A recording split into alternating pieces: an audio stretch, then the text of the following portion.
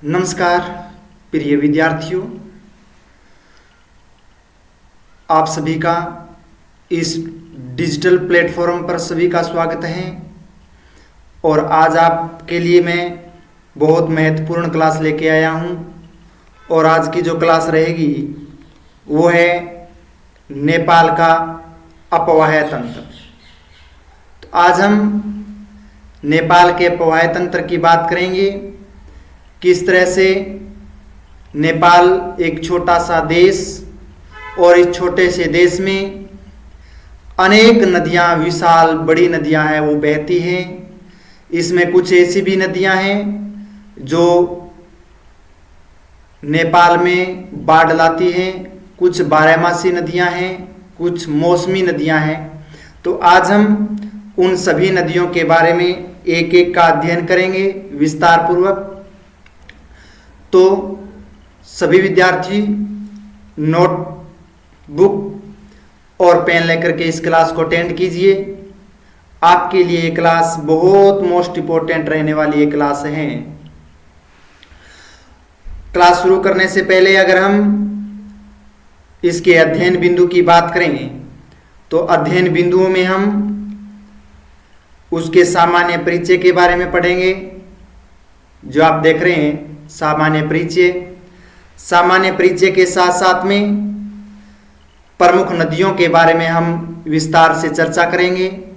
कौन कौन सी नेपाल में प्रमुख नदियां हैं, बड़ी कौन सी है और छोटी कौन सी है, इन सभी नदियों के बारे में पढ़ेंगे। जो नदियां हैं जैसे कोसी नदी है, गंडकी या फिर उसको नारायणी कहाँ कहा जाता है और गंडकी नदी के नाम से कहाँ जाना जाता है, उसके बारे में पढ़ेंगे। उसके बाद में हम कर्णाली नदी के बारे में पढ़ेंगे जो नेपाल में बहती है और इनकी क्या विशेषता है।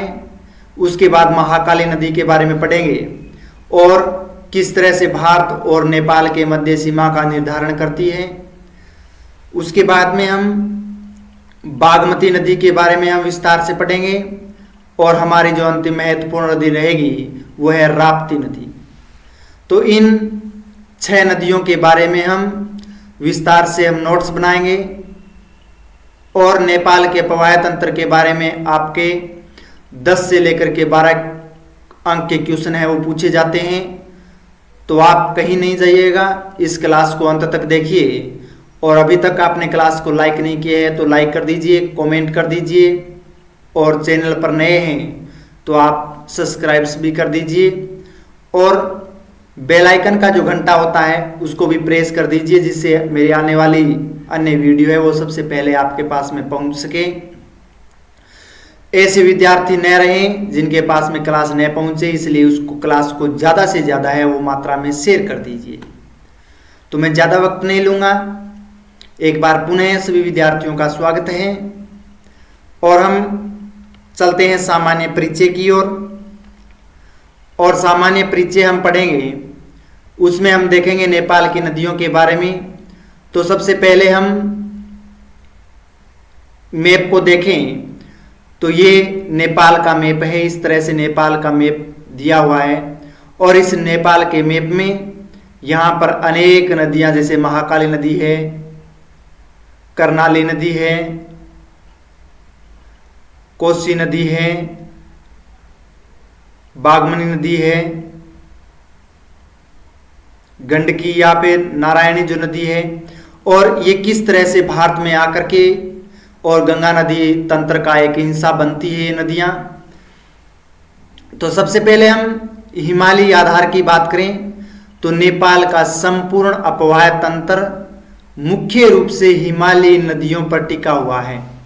यानी जो नेपाल की सभी नदियां हैं उसका अगर उद्गम की बात करें, उद्गम स्थल वो होता है जहां से नदियां निकलती हैं। और ये आप देख रहे हैं मैप में, ये हिमालय पर्वत श्रृंखला के रूप में आप वाइट कलर में देख रहे हैं ये। तो इन क्षेत्रों से, हिमालय की इन ऊंची ऊंची चोटियों से ये नदियों का उद्गम स्थल होता है और फिर ये इस मैदानी भाग में प्रवेश करती है और भारत में प्रवेश करती हुई गंगा नदी में मिल जाती है। तो सभी नदियों का अपवाह्य तंत्र यानी मुख्य रूप से हिमालयी नदियों पर टिका हुआ है। अगर इसकी भौगोलिक ढाल की बात करें तो उत्तर में हिमालय से लेकर के दक्षिण में तराई मैदानों की ओर तीव्र ढाल है। यानी उत्तर में नेपाल का ये उत्तरी भाग है, यहाँ हिमालय से लेकर के, ये हिमालय का जो भाग है, इस हिमालय से लेकर के और ये दक्षिण में इस तरह से प्रवाहित होती है, और यहाँ पर जो ये तराई प्रदेश हैं, उपजाऊ मैदानी भाग है, इस मैदान से प्रवाहित होती है, भारत में प्रवेश करती है। यानी इस तरफ इंडिया है, इस तरफ चाइना है, और ये मध्य भाग में स्थित नेपाल देश हैं, और सभी नदियां हैं वो तीव्र ढाल उत्तर से दक्षिण की ओर हैं। इसलिए नदियां हैं वो उत्तर से दक्षिण की ओर आती हुई भारत में गंगा नदी में मिल जाती हैं। प्रवाह की दिशा की बात करें तो अधिकांश नदियों का बहाव है वो उत्तर से दक्षिण की ओर है, क्योंकि नदियों का जो जल है वो ढाल का अनुसरण करता है, और जहां पर तीव्र ढाल होता है उसी हिसाब से जल है वो आगे की ओर बढ़ता है। तो तीव्र ढाल है वो उत्तर से दक्षिण की ओर है। जल स्रोत की बात करें तो नदियों का जल हिमनद यानी ग्लेशियर, हिमपात और मानसूनी वर्षा से प्राप्त होता है। यानी जो इन नदियों को जल की जो प्राप्ति होती है वो हिमालय के हिमनदों से होती है, जो ग्लेशियर के नाम से जाना जाता है, या हिमपात होता है जो वर्षा होती है वो हिम के रूप में होती है और उससे प्राप्ति होती है, या फिर मानसूनी जब भी वर्षा होती है उनसे है वो नदियों में जल है वो आता है। अगर इसमें मौसमी प्रभाव की बात करें तो मौसमी प्रभाव में यहाँ पर वर्षा ऋतु में जल स्तर में अत्यधिक वृद्धि और तीव्र वेग होता है। यानी मौसमी प्रभाव इतना रहता है कि इसी वर्षा ऋतु के मौसम में इसमें जल में, नदियों के जल में अत्यधिक वृद्धि हो जाती है, और ये नदियां फिर तीव्र गति से है आगे की ओर बढ़ती है। अगर हम गंगा प्रणाली का हिस्सा के रूप में जाने तो नेपाल की सभी प्रमुख जो नदियां हैं वो गंगा नदी प्रणाली में विलीन हो जाती है। यानी ये जैसे ही भारत में प्रवेश करती है और भारत में प्रवेश करने के बाद में ये गंगा नदी में मिल जाती है, और गंगा नदी अपना संपूर्ण जल है वो बंगाल की खाड़ी में लेकर के जाती है। इसलिए इन नदियों का जो संगम होता है वो गंगा नदी से ही होता है, और अपना संपूर्ण जल है वो गंगा नदी में लेकर के जाती है। अगर इन नदियों के द्वारा मैदानों के निर्माण की बात करें तो ये नदियां अपने साथ भारी मात्रा में, जैसे गाद यानी सिल्ट जिसे बोलते हैं, उपजाऊ तराई क्षेत्र का निर्माण करती है। यानी ये जो सभी नदियां हैं वो उच्च क्षेत्रों से यानी पर्वतीय क्षेत्र से, पहाड़ी क्षेत्र से आकर के और मैदानी क्षेत्रों में यानी निम्न भाग में आकर के वहां पर मिट्टी है वो जमा कर देती है, जिसे हम निक्षेप बोलते हैं। और ये निक्षेपण की क्रिया होने की वजह से वहां पर तराई का मैदान और वो जलोढ़ मिट्टी होती है वो सबसे अधिक मात्रा में उपजाऊ होती है। इसलिए इन नदियों के द्वारा निर्मित मैदानी भाग है जो सबसे अधिक मात्रा में उपजाऊ होता है। तो यहाँ पे हेडिंग डाल लीजिए सामान्य परिचय। हाँ, हेडिंग डाल लीजिए यहाँ पे सामान्य परिचय।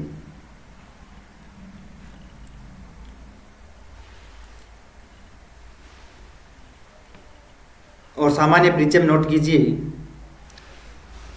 नेपाल का अपवाह तंत्र,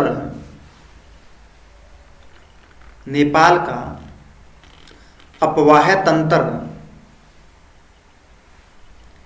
नेपाल का अपवाह तंत्र मुख्य रूप से,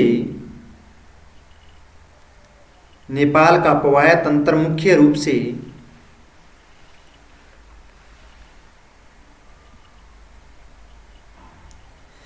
हिमालयी नदियों पर आधारित है।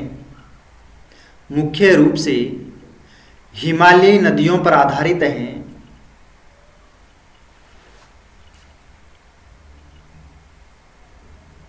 देश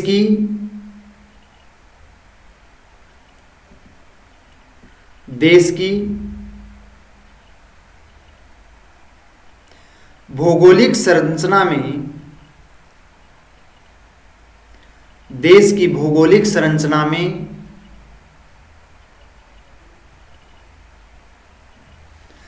उत्तर में उच्च हिमालय, उत्तर में उच्च हिमालय, उत्तर में उच्च हिमालय, मध्य में पहाड़ी प्रदेश और मध्य में पहाड़ी प्रदेश और मध्य में पहाड़ी प्रदेश और दक्षिण में तराई मैदान होने के कारण, दक्षिण में तराई मैदान होने के कारण, तराई मैदान होने के कारण नेपाल की अधिकांश नदियां, नेपाल की अधिकांश नदियां उत्तर से दक्षिण दिशा में प्रवाहित होती हैं, उत्तर से दक्षिण दिशा में प्रवाहित होती हैं। इन नदियों को जल मुख्यतः, इन नदियों को जल मुख्यतः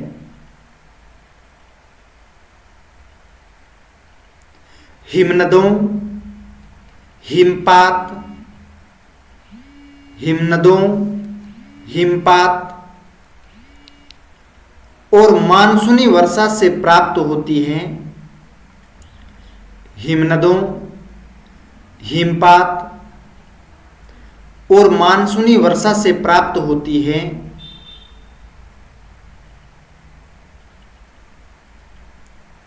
मानसूनी वर्षा से प्राप्त होती हैं, जिससे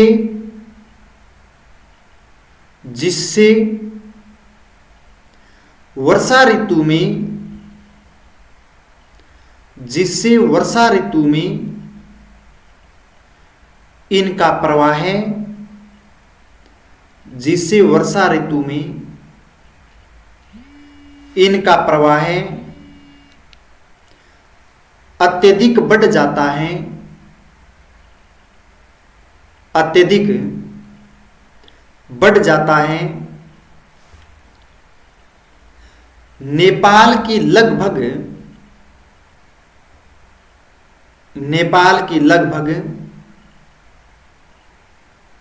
सभी प्रमुख नदियां, नेपाल की लगभग सभी प्रमुख नदियां गंगा नदी प्रणाली में मिल जाती हैं, गंगा नदी प्रणाली में मिल जाती है।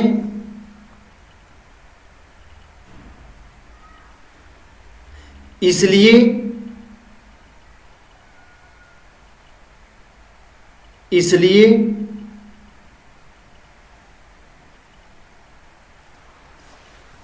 नेपाल का संपूर्ण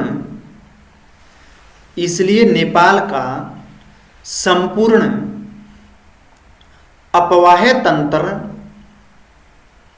नेपाल का संपूर्ण अपवाह तंत्र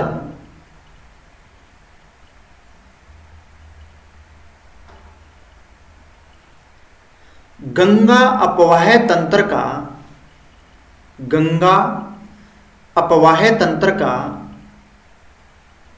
भाग माना जाता है, गंगा अपवाह तंत्र का भाग माना जाता है। यहाँ की नदियां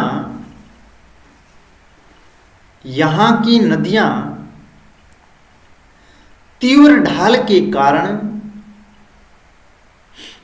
यहाँ की नदियां तीव्र ढाल के कारण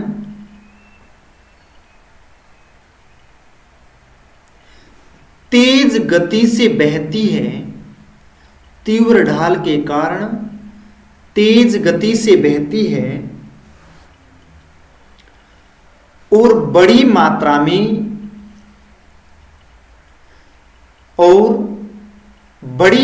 में गाद यानी सिल्ट होती है, या कंकड़ पत्थर मिट्टी होती है बारीक, वो गाद यानी सिल्ट लाकर तराई क्षेत्र में, लाकर तराई क्षेत्र में उपजाऊ मैदानों का निर्माण करती हैं। उपजाऊ मैदानों का निर्माण करती है।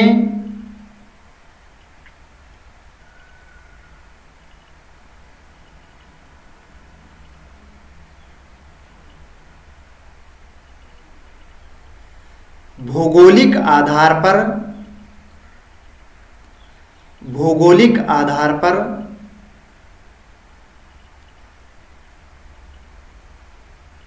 नेपाल की मुख्य नदियां निम्न हैं। नेपाल की मुख्य नदियां निम्न हैं।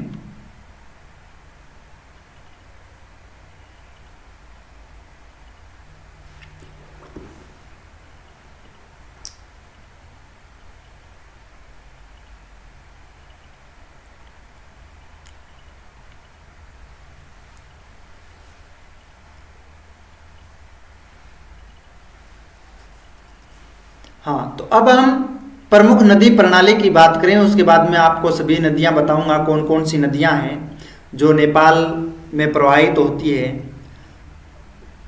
तो अगर हम बात करें प्रमुख नदी प्रणाली की बात करें तो उसमें जो गंगा तंत्र का हिस्सा किस तरह से बनती है नेपाल की नदियां, नेपाल की समस्त नदियां गंगा अपवाह तंत्र का अभिन्न अंग मानी जाती हैं, क्योंकि ये सभी नदियां नेपाल से प्रवाहित होकर के उत्तर से दक्षिण की ओर जाती है। तो दक्षिण में जो इंडिया है और इंडिया में आकर के गंगा नदी तंत्र में मिल जाती है। तो सभी नदियों का संगम है वो गंगा नदी से होता है नेपाल की। भौगोलिक विस्तार की बात करें तो ये जो नदियां हैं हिमालय, मध्य पहाड़ और तराई, इन तीन भौगोलिक प्रदेशों को जोड़ती है। जैसे हमने नेपाल का भौतिक प्रदेश पढ़ा था और भौतिक प्रदेश को 4 भागों में विभाजित किया था। दक्षिण का तराई, उसके बाद में मध्य भूमि, उसके बाद में महाभारत श्रृंखला और उसके बाद में ग्रेट हिमालय पर्वत श्रृंखला। तो ये 4 भागों में जो विभाजित किया था और इसी तरह से ये नदियां उन चारों भागों को साथ में जोड़ती है। और दक्षिण, आपने अभी तक नेपाल का भौतिक प्रदेश नहीं देखा है तो इसके डिस्क्रिप्शन में मैं लिंक डाल दूंगा, तो वहां से जाकर के आप है वो देख सकते हैं भौतिक प्रदेश की। और आपके लिए, सभी के लिए मेरी क्लास है वो प्रॉपर चल ही रही है, तो आप वहां से जाकर के सभी क्लास है उसके नोट्स है संपूर्ण तैयार कर सकते हो, जिससे आपके ज्योग्राफी में अच्छे जो अंक है वो आपके प्राप्त हो। तो ये ग्रेट हिमालय से जब नदियां निकलती है इस तरह से और ये दक्षिण, उत्तर से दक्षिण की ओर प्रवाहित होती है और ये होने के बाद में यहाँ से भारत में प्रवेश करती है और भारत में प्रवेश करने के बाद में यहाँ से गंगा नदी का जो प्रवाह क्षेत्र है और गंगा नदी में ये सभी नदियां आकर के इस तरह से मिल जाती हैं। तो यानी ग्रेट हिमालय, मध्य और जो दक्षिण में जो तराई प्रदेश है, इन तीनों प्रदेशों को नेपाल में ये नदियां जोड़ती हैं। अगर कोसी प्रणाली की बात करें जो पूर्वी नेपाल में बहती है, आप यहाँ पर देख सकते हैं, ये आप डायग्राम में, ये पूर्वी कोसी। तो पूर्वी कोसी है वो नेपाल का सबसे बड़ा नदी तंत्र है, जिसे सप्त कोसी भी कहा जाता है, क्योंकि कोसी नदी में 7 है इसकी सहायक नदियां हैं, इसलिए इसे सप्त कोसी के नाम से है वो जाना जाता है। और ये नदी पूर्वी नेपाल में प्रवाहित होती है और उसके बाद में ये बिहार से होती हुई गंगा नदी में मिल जाती है।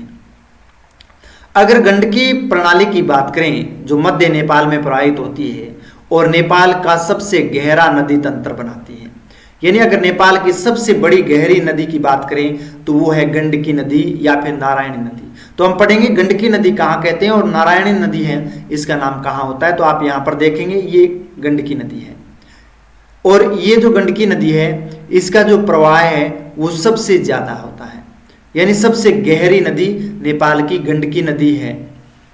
और भारत में अगर बात करें तो भारत में इसे नारायणी के नाम से जाना जाता है। तो ये नदी भारत में आकर के नारायणी के नाम से जानी जाती है और नेपाल में गंडकी नदी के नाम से जानी जाती है।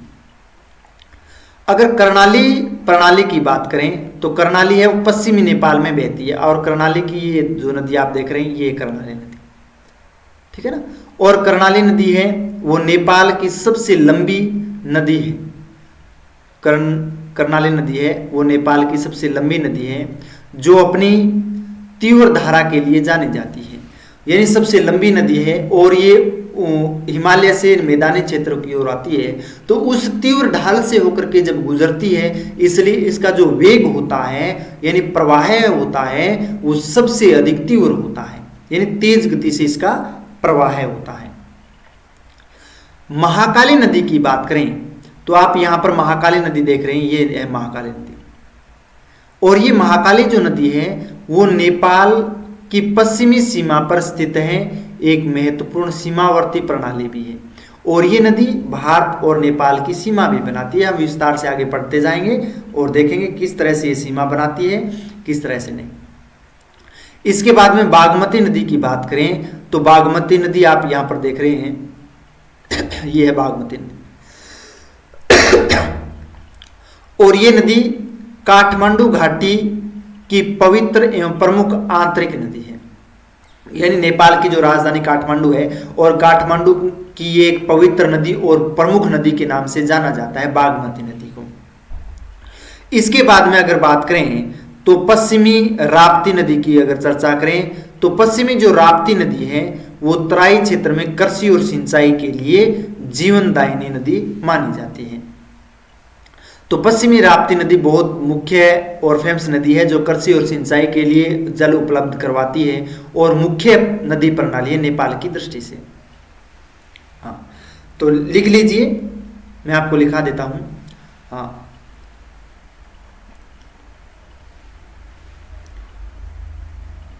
निम्न भागों में विभाजित किया गया है। 1 नंबर लगाइए कोसी नदी प्रणाली, 2 नंबर है गंडकी या नारायणी नदी प्रणाली, 3 नंबर है कर्णाली नदी प्रणाली, 4 नंबर है महाकाली नदी, 5 नंबर है बागमती नदी और 6 नंबर है पश्चिमी राप्ती नदी। तो ये 6 नदियां हैं, ये 6 नदियां डाल लीजिए। हाँ, सामान्य परिचय में डालना है। निम्न भागों में विभाजित किया गया है, निम्न नदियां हैं, उसमें 1 नंबर है कोसी नदी प्रणाली, 2 नंबर है गंडकी नारायणी नदी प्रणाली, 3 नंबर है कर्णाली नदी प्रणाली,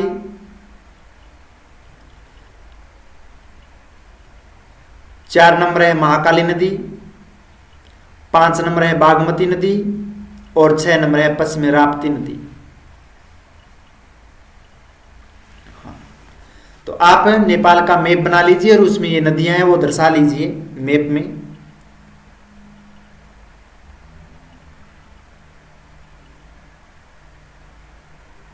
हाँ, मैप बना लीजिए।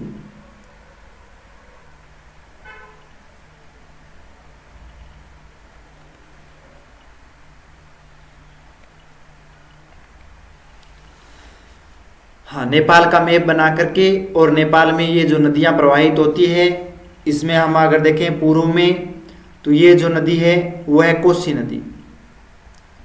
ये जो नदी आप देख रहे हैं ये कोसी नदी, ये आप जो देख रहे हैं वो है बागमती नदी, ये जो आप नदी देख रहे हैं वो है गंडकी या नारायणी नदी,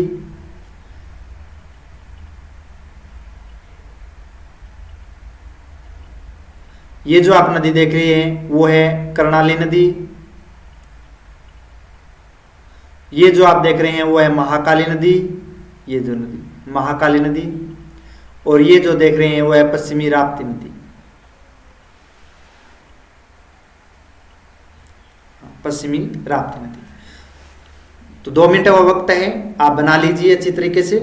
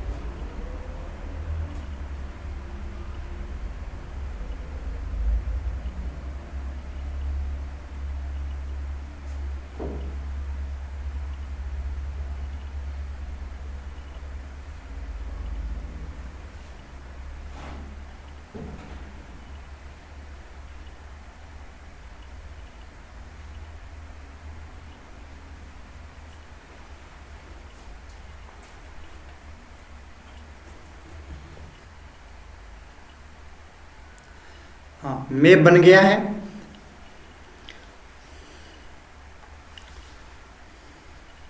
अब हम एक एक नदियों के बारे में हम विस्तार से पढ़ेंगे और कौन कौन सी जो नदियां हैं जो गंगा नदी में आकर के मिलती है और नेपाल की प्रमुख नदी है, उसमें हम सबसे पहले पढ़ेंगे कोसी नदी के बारे में। जो यहाँ पर आकर के देख सकते हैं, ये है कोसी नदी।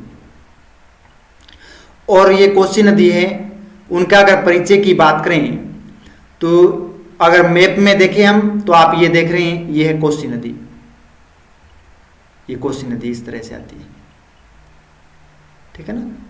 तो नेपाल की सबसे विशाल और अपनी विनाशकारी बाढ़ के लिए प्रसिद्ध नदी है। यानी जो कोसी नदी है वो नेपाल की सबसे बड़ी नदी है और एक विशाल यानी बड़ी नदी होने के साथ साथ में ये विनाशकारी बाढ़ भी लेके आती है। जब वर्षा ऋतु होती है और वर्षा ऋतु के समय इस नदी में सबसे ज्यादा है वो बाढ़ की स्थिति रहती है, ठीक है ना। तो यानी बाढ़ है वो सबसे ज्यादा आती है इस नदी पर और ये बिहार में आती है, बिहार से प्रवेश करती है।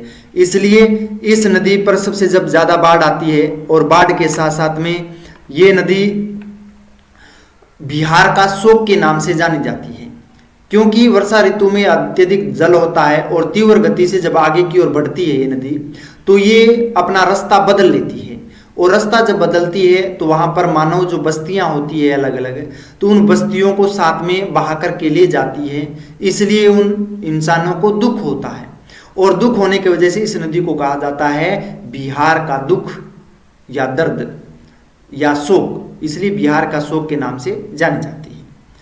अगर इस नदी की कुल लंबाई की बात करें तो लगभग 720 किलोमीटर है, यानी इस नदी की लंबाई है। और प्रवाह क्षेत्र यानी 720 किलोमीटर का इसका प्रवाह क्षेत्र रहता है कोसी नदी का। अगर इसके उद्गम स्थल की बात करें तो इसका जो उद्गम होता है वो तिब्बत का पठार और माउंट एवरेस्ट का हिमालयी क्षेत्र होता है। यानी तिब्बत के पठार जो आप यहाँ पर देख रहे हैं ये है, ये चीन है और ये पूरा तिब्बत का पठार है और यहाँ से इसका उद्गम होता है और नेपाल से होती हुई इस तरह से भारत में प्रवेश करती है। तो तिब्बत के पठार यानी माउंट आबू या माउंट एवरेस्ट जो है वहां से इसका उद्गम होता है। इसे सप्तकोशी नदी क्यों कहते हैं? क्योंकि 7 प्रमुख नदियों के संगम से निर्मित होती है। और उसके मुख्य नदी की बात करें 7 में से तो उसमें अरुण, तमोर और सुनकोशी ये मुख्य नदी है कोसी नदी की सहायक, अरुण, तमोर और सुनकोशी। अगर मैदानी प्रवेश की बात करें तो ये सुनसरी जिले में चतरा नामक स्थान से तराई के मैदान में प्रवेश करती है। यानी सुनसरी जिले के चतरा नामक स्थान है नेपाल का, वहां से ये तराई मैदानी भाग में ये नदी प्रवेश करती है। गंगा में विलय कब होती है यानी कब मिलती है? तो नेपाल से निकलकर भारत के बिहार राज्य में गंगा नदी से मिलती है। यानी यहाँ से बिहार राज्य में प्रवेश करती है और बिहार राज्य में जब गंगा नदी आती है और गंगा नदी में ये नदी मिल जाती है। और इसको बिहार का शोक क्यों कहते हैं? अभी आपको बताया था कि मार्ग परिवर्तन और भीषण बाढ़ के कारण इसे बिहार का शोक कहा जाता है। इस नदी का हमेशा जो रास्ता है परिवर्तित होता है और रास्ता परिवर्तित होने की वजह से बिहार में बाढ़ लेकर के आती है, इसलिए इसे बिहार का शोक या दुख दर्द कहा जाता है। इसमें प्रमुख परियोजनाएं भी हैं जो जल प्रबंधन और सिंचाई के लिए कोसी बैराज जो हनुमान नगर यानी नेपाल का हनुमान नगर है वहां पर बनाए गए कोसी बैराज के नाम से जाना जाता है। तो एक महत्वपूर्ण संरचना है वहां पर जो जल उपलब्ध करवाती है सिंचाई के लिए या घरेलू जल उपयोग के लिए। तो हेडिंग डाल लीजिए कोसी नदी, नोटबुक में हेडिंग डालिए कोसी नदी।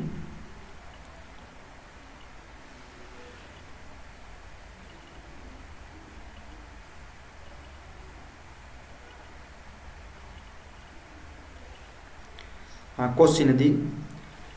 और कोसी नदी के बारे में लिखिए कोसी नदी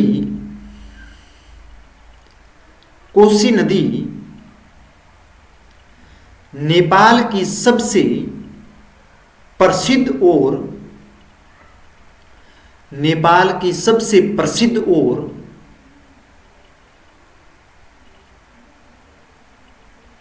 साथ ही नेपाल की सबसे प्रसिद्ध और साथ ही सबसे विनाशकारी नदियों में से एक है, सबसे विनाशकारी नदियों में से एक है। इस नदी की कुल लंबाई, इस नदी की कुल लंबाई लगभग 720 किलोमीटर है, लगभग 720 किलोमीटर है। कोसी नदी का उद्गम, यानी उद्गम वो होता है जहां से नदी है वो निकलती है, ठीक है ना। जैसे हम घर से कई दूसरे क्षेत्र से जा रहे हैं तो हमारा उद्गम कौन सा होगा, जहां से हमें निकले हैं, यानी घर से निकले हैं, वो हमारा उद्गम होगा। तो यानी ये हिमालय से निकले तो इसका उद्गम हिमालय होगा। कोसी नदी का उद्गम तिब्बत के पठार और हिमालय की ऊंची चोटियों, हिमालय की ऊंची चोटियों विशेष रूप से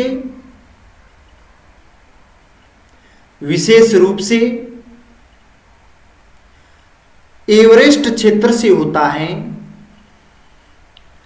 विशेष रूप से एवरेस्ट क्षेत्र से होता है।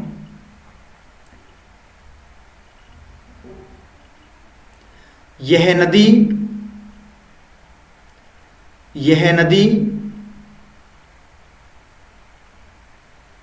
7 प्रमुख हिमालयी नदियों,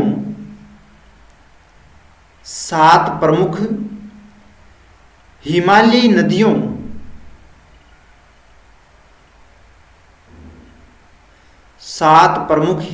नदियों अरुण, तमोर, नोट कर लीजिए, अरुण, तमोर, सुनकोसी, अरुण, तमोर, सुनकोसी, दूधकोसी, भोटेकोसी, इंद्रावती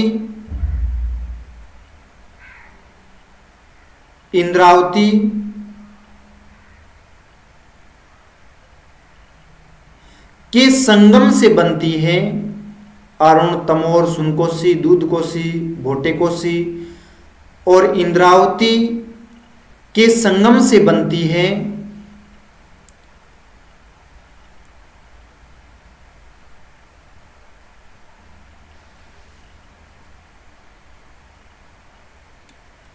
इंद्रावती के बाद में एक और लिखिए, तामाकोसी। हाँ, भोटेकोसी, इंद्रावती और तामाकोसी के संगम से बनती है। इसी कारण इसे सप्तकोशी कहा जाता है। इसी कारण इसे सप्तकोशी कहा जाता है। हाँ, इसी कारण इसे सप्तकोशी कहा जाता है। नेपाल में यह नदियां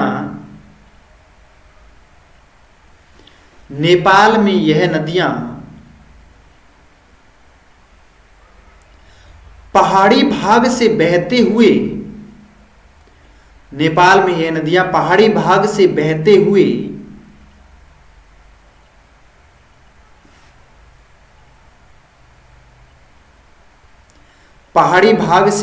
हुए सुनसरी जिले के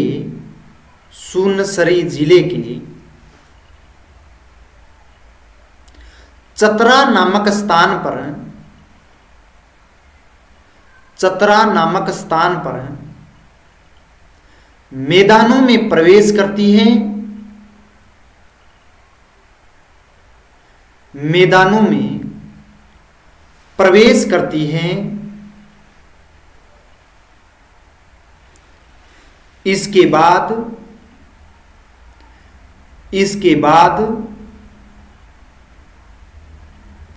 यह भारत के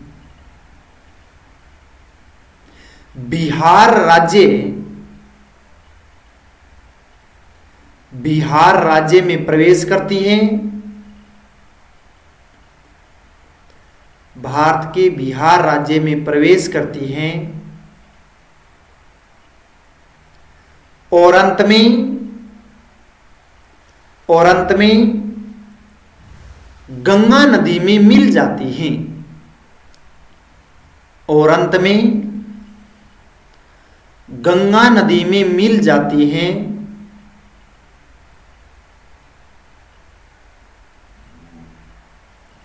कोसी नदी को बिहार का शोक कहा जाता है। कोसी नदी को बिहार का शोक कहा जाता है।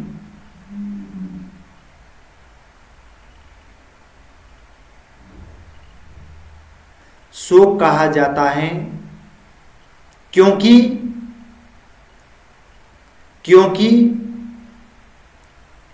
यह हर वर्ष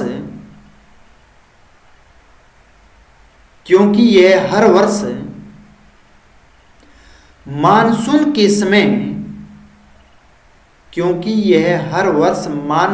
समय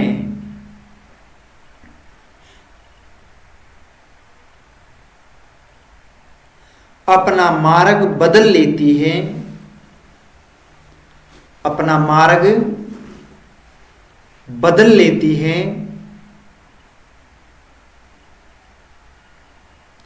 जिससे भीषण बाढ़ आती है और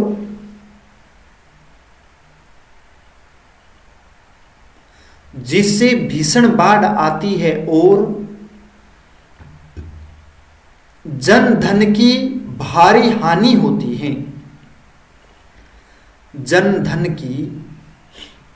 भारी हानि होती है।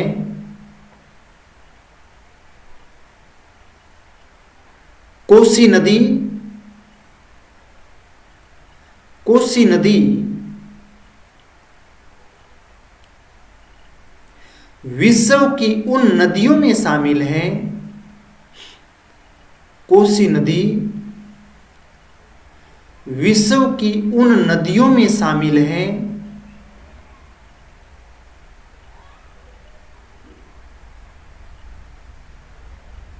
जो सबसे अधिक मात्रा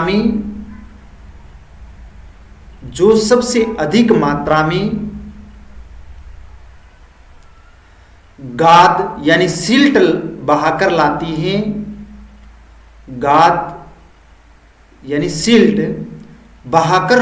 है। इसी कारण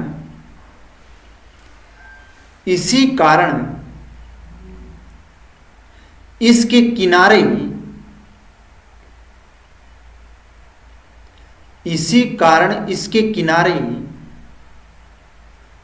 उपजाऊ मैदान बनते हैं।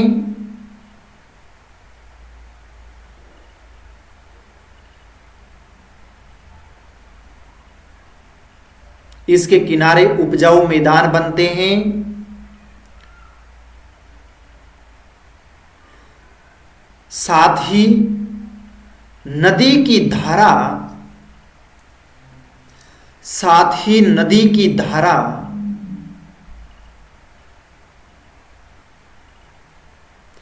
अस्थिर हो जाती है।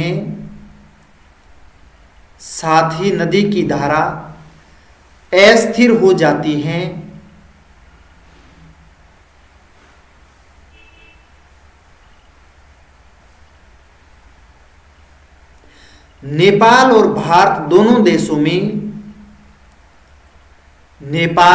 भारत दोनों देशों में कोसी नदी पर भारत और नेपाल दोनों देशों में कोसी नदी पर सिंचाई, जल विद्युत और बाढ़ नियंत्रण के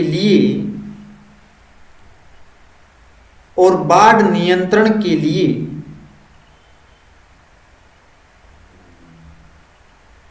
कई परियोजनाएं चलाई गई हैं। बाढ़ नियंत्रण के लिए कई परियोजनाएं चलाई गई हैं,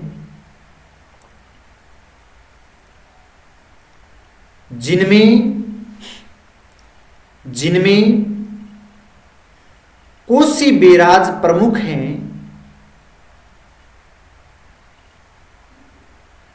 कोसी बैराज प्रमुख हैं। भौगोलिक दृष्टि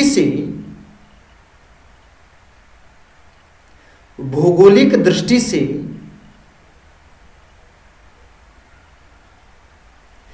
कोसी नदी नेपाल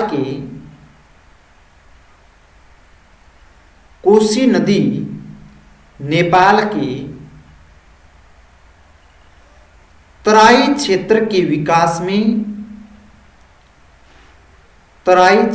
विकास में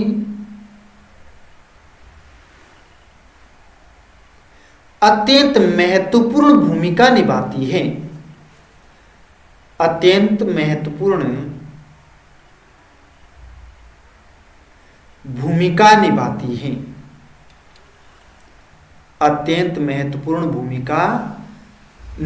है। तो ये था प्रिय विद्यार्थियों, कोसी नदी के बारे में हमने विस्तार से नोट्स बनाए हैं।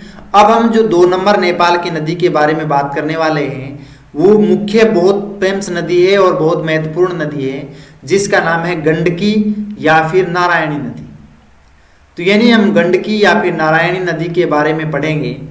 तो अगर इसके परिचय की बात करें और अगर मैप में देखें नारायणी या गंडकी नदी के बारे में, तो ये आप जो देख रहे हैं ये है गंडकी या नारायणी नदी। ये जो आप देख रहे हैं ये गंडकी या नारायणी नदी है और नेपाल की ये प्रमुख नदी है और सबसे गहरी हिमालयी प्रणाली वाली नदी है। तो यानी सबसे गहरी नदी, आपके एग्जाम में शॉर्ट क्वेश्चन भी पूछे जाते हैं बहुविकल्प है, नेपाल की सबसे गहरी नदी कौन सी है? तो वो है गंडकी नदी। अगर इसकी कुल लंबाई की बात करें तो इसका कुल प्रवाह जो मार्ग है वो 630 किलोमीटर है। तो यानी इसका जो मार्ग है वो 630 किलोमीटर में ये प्रवाहित होती है गंडकी नदी। और इसकी उद्गम स्थल की बात करें जहां से ये नदी पनपती है, तो मुस्तांग क्षेत्र में स्थित नुबीन हिमनद से उत्पत्ति होती है। तो ये यहाँ पर नुबीन हिमनद है, यहाँ पर यानी बहुत गहरा हिम क्षेत्र है यहाँ पर, और जिसे हिमनद के नाम से जाना जाता है, जिसका नाम है मुस्तांग क्षेत्र में स्थित है नुबीन हिमनद। तो नुबीन हिमनद क्षेत्र से गंडकी नदी का उद्गम होता है और इसको 2 नामों यानी द्वि नाम पद्धति से जाना जाता है, 2 नामों से। इसमें नेपाल के निचले हिस्सों में इसे नारायणी कहते हैं, यानी तराई प्रदेश में ये जो भाग है यहाँ पर निम्न क्षेत्र है, यहाँ पर इसको नारायणी नदी के नाम से जाना जाता है। और भारत में प्रवेश के बाद में ये गंडक नदी बन जाती है। तो यानी नेपाल में ये नारायणी नदी और भारत में जब प्रवेश करती है तो उसके बाद में ये गंडक या गंडकी नदी के नाम से जाना जाता है। अगर इसके भौगोलिक विशेषता की बात करें तो यह अन्नपूर्णा और धौलागिरी चोटियों के बीच से होकर के बहती है। यानी अन्नपूर्णा पर्वत चोटी और धौलागिरी जो पर्वत चोटी है, इन दोनों पर्वत चोटियों के ये बीच से इसका प्रवाह मार्ग है। तो ये दोनों पर्वत चोटियों से के बीच से होकर के गंडकी या नारायणी नदी है वो बहती है, अन्नपूर्णा और धौलागिरी पर्वत चोटियों से। और विश्व का सबसे गहरा कंठ यानी गार्ज जो बनाती है, जो काली गंडकी नदी द्वारा निर्मित कंठ यानी गार्ज दुनिया का सबसे गहरी घाटियों में से एक है। तो ये नदी एक गहरे गार्ज का निर्माण करती है जिसका नाम है कंठ गार्ज। तो ये सबसे गहरे गार्ज से होकर के नदी बहती है। और ये भारत में प्रवेश कहां से करती है? तो बिहार के वाल्मीकि नगर के पास में भारत की सीमा में प्रवेश करती है। तो यानी बिहार में है वाल्मीकि नगर, और वाल्मीकि नगर में इसका प्रवेश होता है नदी का। अगर इसके धार्मिक महत्व की बात करें तो इस नदी में पाए जाने वाले शालिग्राम पत्थरों का हिंदू धर्म में अत्यंत पवित्र माना जाता है। तो यानी मुख्य स्थान है शालिग्राम पत्थर का। तो ये धार्मिक महत्व रहता है जब गंडकी या नारायणी नदी जहाँ से बहकर आती है और अपने साथ में अनेक कंकड़ पत्थर लेकर के आती है। तो शालिग्राम जो पत्थर होते हैं वो नदी बहा करके इन निम्न मैदानी क्षेत्र में लाए जाते हैं, जो हमारे हिंदू धर्म में बहुत मुख्य और पवित्र माने जाते हैं शालिग्राम पत्थरों को, और उसको भगवान का रूप में हम स्थापित करते हैं और उसकी पूजा करते हैं। तो शालिग्राम पत्थर होते हैं वो धार्मिक हमारे हिंदू धर्म में आस्था है। तो ये नारायणी या गंडकी नदी के द्वारा बहा करके लाया जाता है। तो आप हेडिंग डाल लीजिए गंडकी नदी 2 नंबर। हाँ, 2 नंबर हेडिंग डाल लीजिए गंडकी नदी।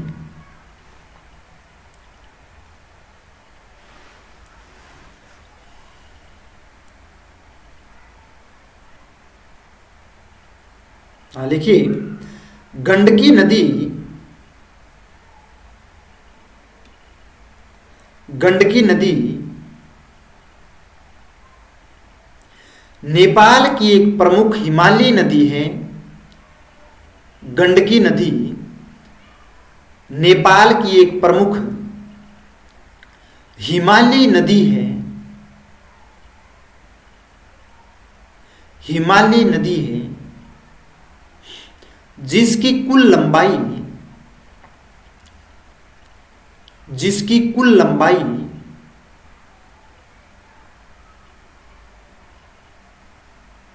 लगभग 630 किलोमीटर है।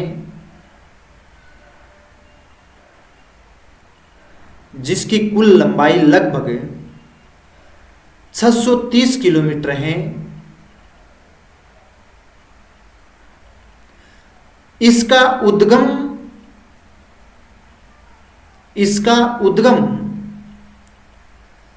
तिब्बत सीमा के पास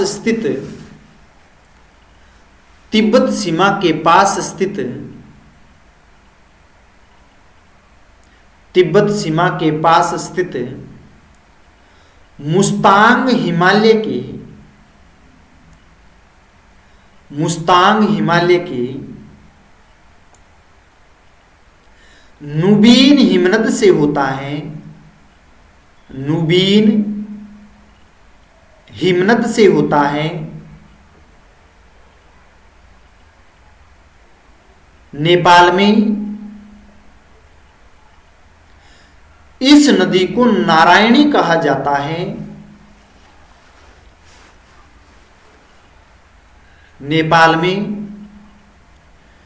इस नदी को नारायणी कहा जाता है, जबकि भारत में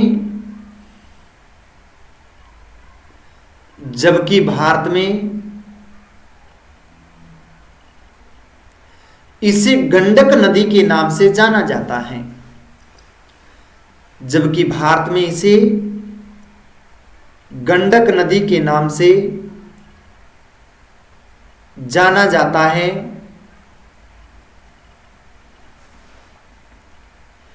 गंडक नदी की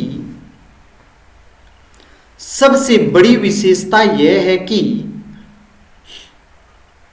गंडक नदी की सबसे बड़ी विशेषता यह है कि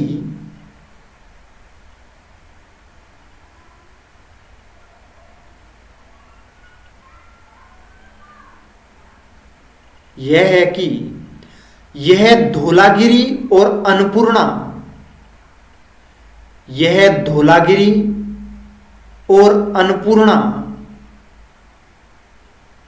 पर्वत श्रृंखलाओं के बीच बहते हुए यह धौलागिरी और अन्नपूर्णा पर्वत श्रृंखलाओं के बीच बहते हुए बहते हुए काली गंडकी कंठ का निर्माण करती है, यानी गारज का, काली गंडकी कंठ गारज का निर्माण करती है।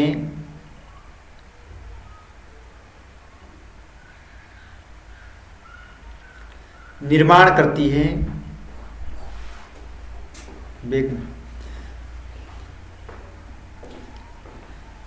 जिससे विश्व की, जिससे विश्व की सबसे गहरी नदी घाटी, ऊपर वाली में, वो छोटे वाली है ना, खुली चेन है ना, हाँ, जिसे विश्व की सबसे गहरी नदी घाटी माना जाता है। सबसे गहरी, वहीं लगो, वो गहरी घाटी नदी माना जाता है, वहीं पर लगो। इस घाटी की गहराई, इस घाटी की गहराई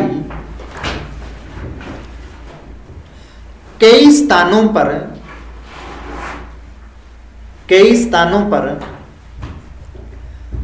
5000 मीटर से अधिक है। कई स्थानों पर 5000 मीटर से अधिक है। यह नदी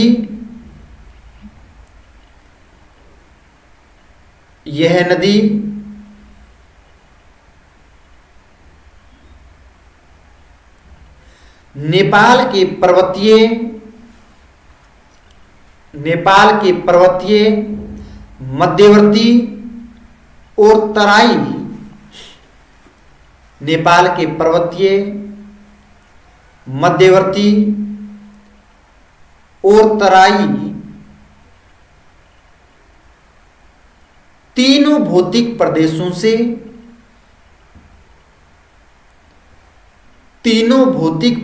से होकर बहती है। तीनों भौतिक प्रदेशों से होकर बहती है।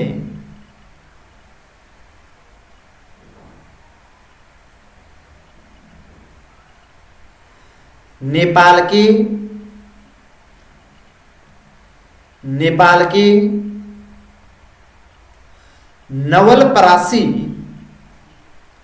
नवलपरासी जिले को पार कर, नेपाल के नवलपरासी जिले को पार कर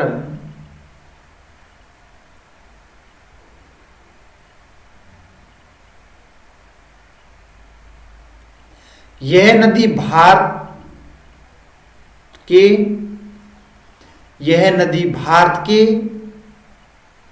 वाल्मीकि नगर, यह नदी भारत के वाल्मीकि नगर, ब्रैकेट में लगा सकते हो, बिहार उत्तर प्रदेश की सीमा पर, बिहार उत्तर प्रदेश की सीमा पर प्रवेश करती है।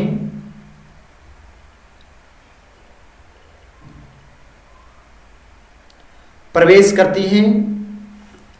आगे चलकर गंगा नदी में मिल जाती हैं। आगे चलकर गंगा नदी में मिल जाती हैं।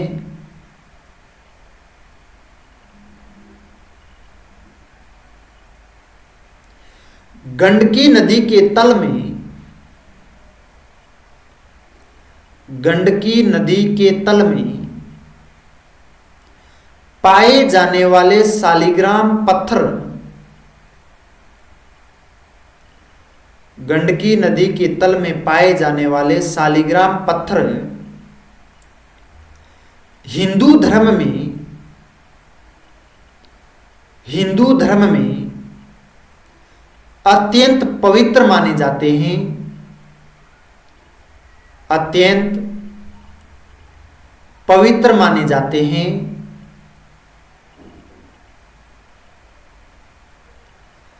और इन्हें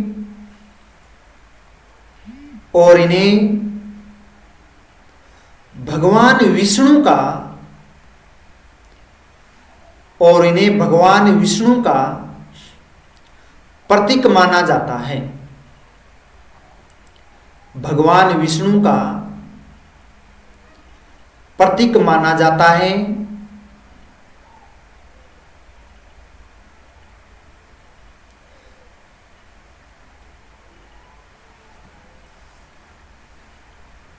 तो ये थी गंडकी नदी की और नारायणी नदी के नाम से जाने जाने वाली नदी।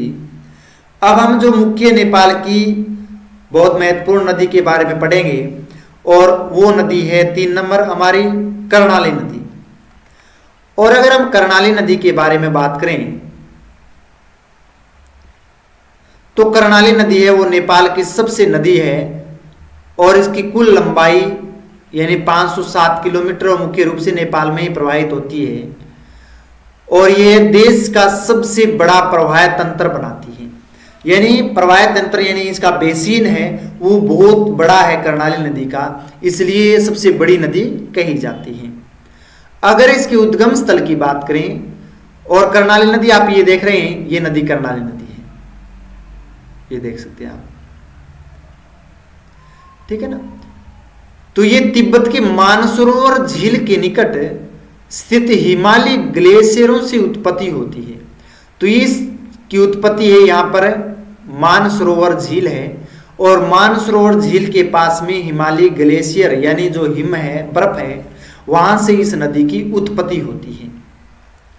इसके साथ साथ में अगर भौगोलिक विस्तार की बात करें तो भौगोलिक विस्तार में यह पश्चिमी नेपाल के अत्यंत दुर्गम और सुंदर पर्वतीय क्षेत्रों से होकर के बहती है।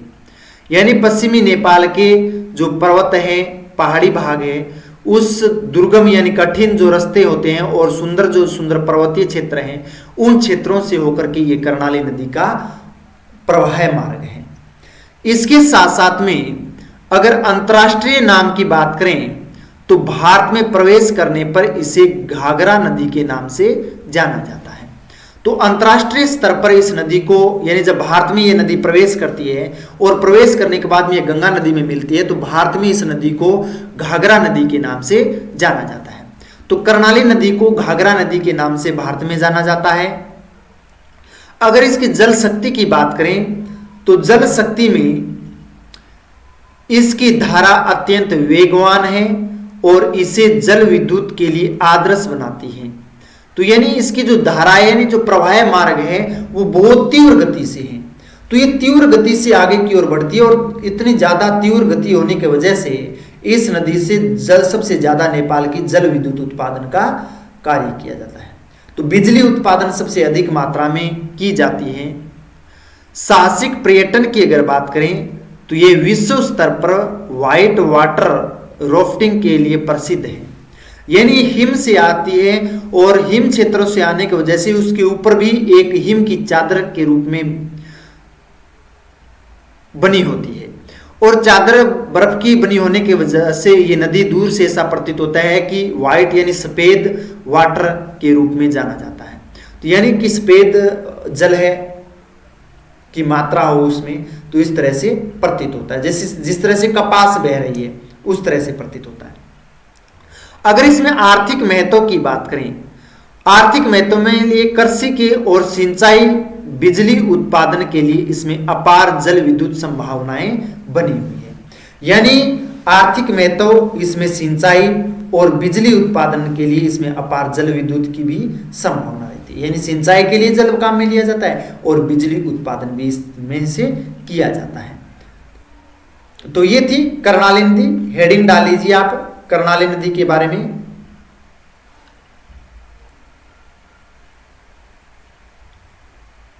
हाँ, कर्णाली नदी के बारे में नोट कर लीजिए आप। कर्णाली नदी नेपाल की, लिखिए, कर्णाली नदी नेपाल की सबसे लंबी नदी है। कर्णाली नदी नेपाल की सबसे लंबी नदी है। नेपाल में इसकी लंबाई, नेपाल में इसकी लंबाई लगभग 507 किलोमीटर है।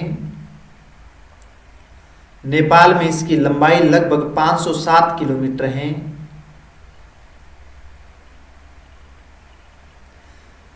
जबकि इसकी कुल लंबाई, जबकि इसकी कुल लंबाई 1080 किलोमीटर मानी जाती है। यानी कुछ मात्रा में ये भारत में प्रवेश करती है तो भारत में इसका प्रवाह क्षेत्र है, और कुछ मात्रा में ये यानी 507 किलोमीटर है वो उसमें कहें तो नेपाल में प्रवेश करती है। यानी आधा इसका प्रवाह मार्ग है वो भारत में और आधा नेपाल में है। तो 1080 किलोमीटर मानी जाती है। इस नदी का उद्गम, इस नदी का उद्गम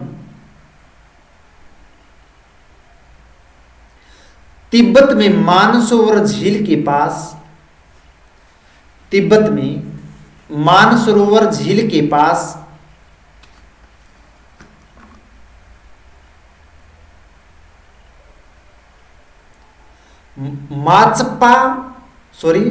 मापचा खबाब, मापैचा खबाब, नोट कर लीजिए, उटपटा नाम है थोड़ा।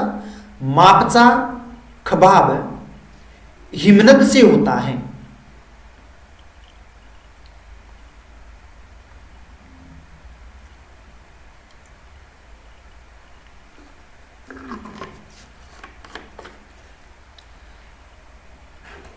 मापचा खबाब हिमनद से होता है।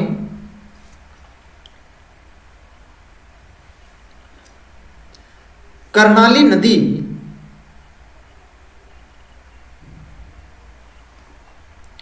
कर्णाली नदी पश्चिमी नेपाल के, कर्णाली नदी पश्चिमी नेपाल के दुर्गम पर्वतीय क्षेत्रों से होकर बहती है। कर्णाली नदी ने पश्चिमी नेपाल के दुर्गम पर्वतीय क्षेत्रों से होकर बहती है और अपनी तेज धाराओं के लिए जानी जाती हैं, और अपनी तेज धाराओं के लिए जानी जाती है।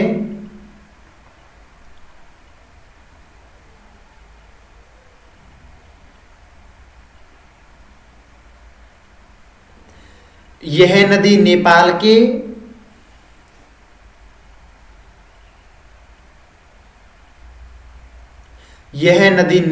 के केलाली जिले से होते हुए, नेपाल के केलाली जिले से होते हुए भारत के उत्तर प्रदेश में प्रवेश करती है। भारत के उत्तर प्रदेश में प्रवेश करती है, जहां इसे घाघरा नदी कहा जाता है। यानी नेपाल में कर्णाली नदी और भारत में उत्तर प्रदेश में जब प्रवेश करती है तो उसको घाघरा नदी के नाम से जाना जाता है, जहां इसे घाघरा नदी कहा जाता है। आगे चलकर यह नदी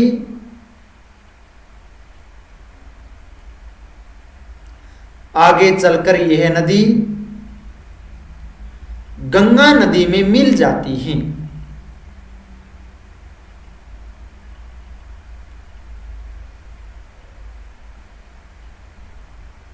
आगे चलकर यह नदी गंगा नदी में मिल जाती है। कर्णाली नदी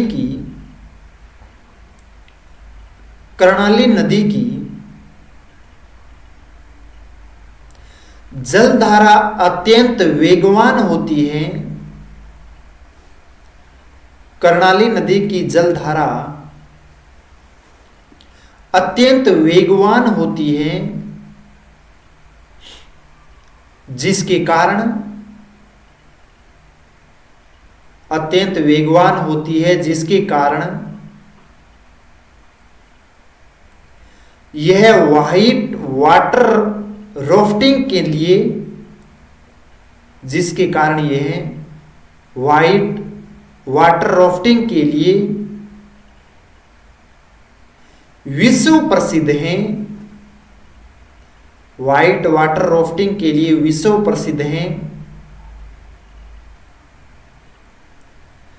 इसके तटवर्ती क्षेत्रों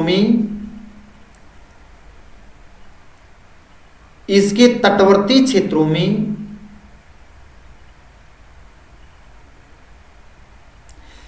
जैव विविधता पाई जाती है। तटवर्ती क्षेत्रों में जैव विविधता पाई जाती है।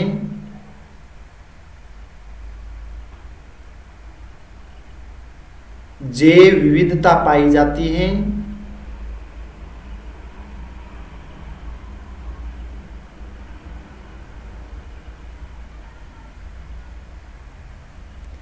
यह नदी नेपाल के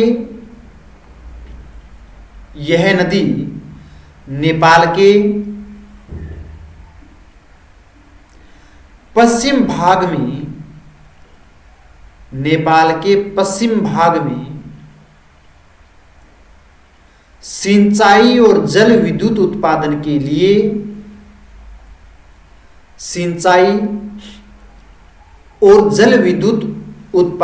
लिए अत्यंत उपयोगी मानी जाती है। जल विद्युत उत्पादन के लिए अत्यंत उपयोगी मानी जाती है।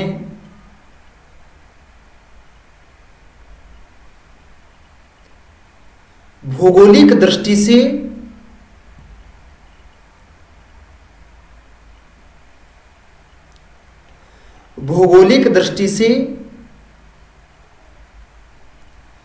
कर्णाली नदी नेपाल के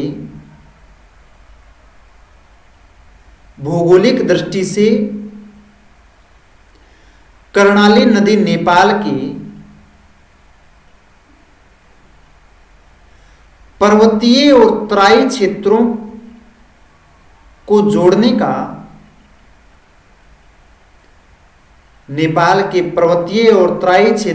जोड़ने का कार्य करती है।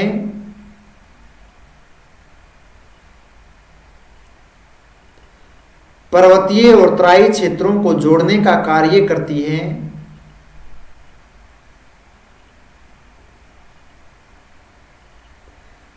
यह नदी न केवल प्राकृतिक संसाधन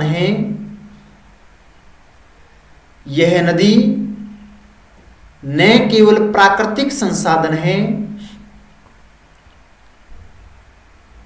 बल्कि पश्चिमी नेपाल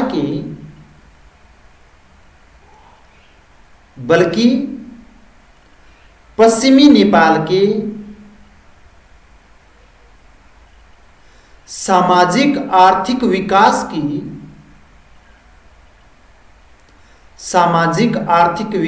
की रीढ़ भी कही जाती है। सामाजिक आर्थिक विकास की रीढ़ भी कही जाती है। तो ये थी कर्णाली नदी के बारे में हमने विस्तार से पढ़ा। अब हम जो मुख्य नदी पढ़ेंगे और वो है महाकाली नदी।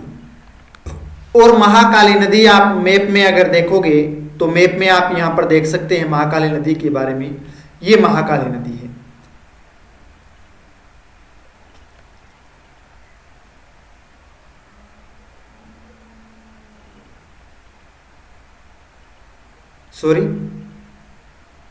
महाकाली नदी ये आप देख रहे हैं, ये महाकाली नदी है और इस तरह से आगे बढ़ती है। ये आप जो देख रहे हैं महाकाली नदी के बारे में। तो अगर सीमावर्ती नदी की बात करें तो यह नदी नेपाल की पश्चिमी अंतर्राष्ट्रीय सीमा का निर्धारण करने वाली प्रमुख जलधारा है। तो यानी ये एक अंतर्राष्ट्रीय सीमा का भी निर्धारण करती है महाकाली नदी, जो भारत और नेपाल के बीच में सीमा का निर्धारण और दोनों देशों की ये सीमा बनाती है, जिसका नाम है महाकाली नदी। अगर इसकी लंबाई और विस्तार की बात करें तो इसका जो प्रवाह मार्ग होता है वो लगभग 350 किलोमीटर है। यानी इसका जो प्रवाह मार्ग 350 किलोमीटर है, ज्यादा नहीं है। और इसके उद्गम की बात करें तो हिमालय के काला पानी यानी लिपुलेख जो दर्रा है के क्षेत्र के उच्च पर्वतीय भागों से इसकी उत्पत्ति होती है। तो यानी लिपुलेख जो दर्रा है या काला पानी है, उसके उच्च पर्वतीय जो क्षेत्र है वहां से इसका उद्गम होता है। अगर इसके प्राकृतिक सीमा की बात करें तो यह भारत और नेपाल के बीच एक प्राकृतिक सीमा और भौगोलिक सीमा बनाती है। यानी प्राकृतिक सीमा बनाती है, नदी सीमा बनाती है काली नदी भारत और नेपाल दोनों देशों के मध्य। अगर भारतीय नाम की बात करें तो भारत में प्रवेश करने के बाद इसे शारदा नदी के नाम से जाना जाता है। तो नेपाल में इसे महाकाली नदी, और जब ये भारत में जैसे ही प्रवेश करती है तो इसे शारदा नदी के नाम से जाना जाता है। तो इस नदी की बहुत बड़ी आस्था है, शारदा नदी के नाम से इस नदी को जाना जाता है। इस पर पंचेश्वर जो परियोजना है तो किस तरह से है, इस नदी पर विशाल पंचेश्वर बहुउद्देशीय परियोजना आधारित है, जो दोनों देशों के सहयोग से बनाई गई है। यानी नेपाल की भी और भारत की, दोनों के सहयोग से एक बहुउद्देशीय परियोजना बनाई गई है, जिसका नाम है पंचेश्वर बहुउद्देशीय परियोजना। और इससे जल विद्युत उत्पादन और या सिंचाई भी की जाती है। तो मुख्य परियोजना है महाकाली नदी पर बनाई गई है। अगर इसके बहुआयामी लाभ की बात करें तो ये नदी सिंचाई के लिए, जल विद्युत उत्पादन के लिए और बाढ़ नियंत्रण के लिए अत्यंत सहायक नदी कही जाती है। तो इस नदी के लिए सिंचाई जल उपलब्ध करवाती है, जल विद्युत उपलब्ध करवाती है, और बाढ़ जो प्रभावित क्षेत्र है उसको बाढ़ को नियंत्रण करने के लिए महाकाली नदी है वो मुख्य नदी है।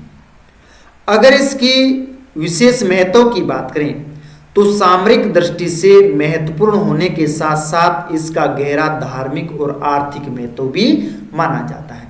तो ये भारत में प्रवेश करती है, इसका शारदा नदी के नाम से जानी जाती है, जो धार्मिक और आर्थिक रूप से इसका बहुत बड़ा महत्व रहता है। तो हेडिंग डाल लीजिए यहाँ पे, 4 नंबर जो नदी रहेगी हमारी वह है महाकाली नदी के नाम से। हाँ, महाकाली नदी नोट कीजिए महाकाली नदी के बारे में। महाकाली नदी नेपाल की पश्चिमी सीमा की सबसे महत्वपूर्ण नदी है। नेपाल की पश्चिमी सीमा की महत्वपूर्ण नदी है।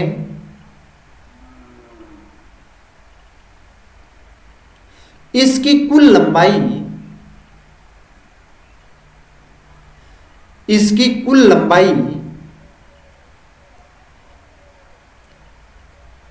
350 किलोमीटर है। इसकी कुल लंबाई 350 किलोमीटर है। इस नदी का उद्गम, जहां से नदी निकलती है, इस नदी का उद्गम हिमालय की काला पानी, ब्रैकेट में डाल सकते हो लिपुलेख दर्रा है, काला पानी यानी लिपुलेख क्षेत्र से होता है। इसका उद्गम हिमालय के काला पानी या लिपुलेख से होता है। यह नदी भारत और नेपाल के बीच, यह नदी भारत और नेपाल के बीच प्राकृतिक सीमा का निर्धारण करती है। यह नदी भारत और नेपाल के बीच प्राकृतिक सीमा का निर्धारण करती है।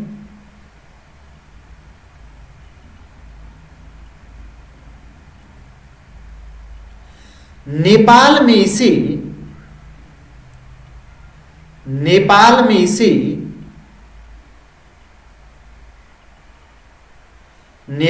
इसे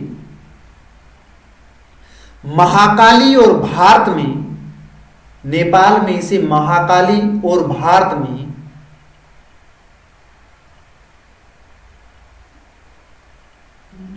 शारदा नदी के नाम से जाना जाता है। शारदा नदी के नाम से जाना जाता है।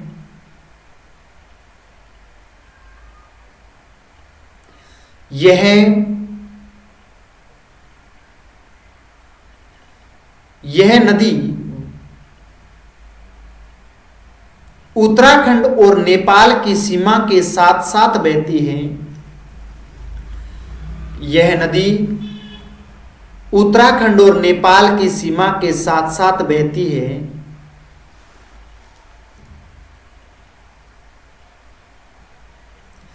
और टनकपुर के पास भारत में प्रवेश करती है। टनकपुर के पास भारत में प्रवेश करती है।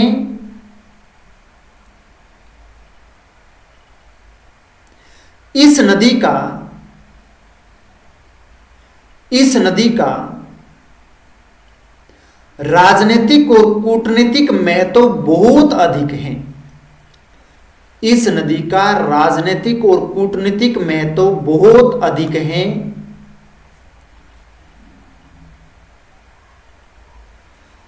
महाकाली नदी पर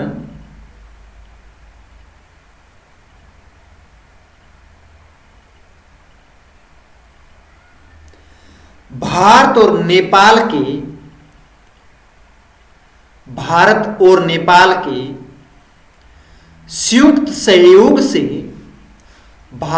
और नेपाल के संयुक्त सहयोग यानी दोनों का सहयोग, आधा भारत का आधा नेपाल का संयुक्त सहयोग से पंचेश्वर बहुउद्देश्य जल विद्युत परियोजना प्रस्तावित है।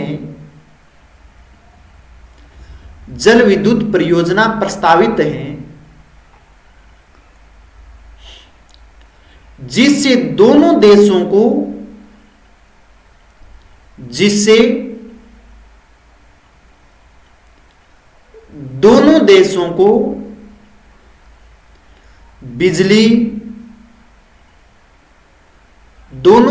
को बिजली, सिंचाई और बाढ़ नियंत्रण का लाभ मिलता है।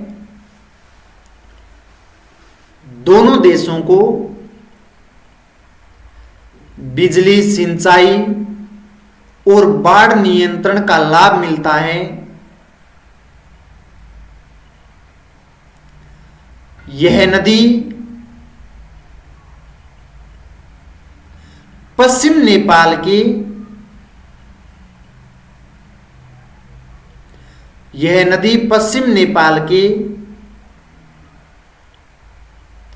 कृषि क्षेत्रों के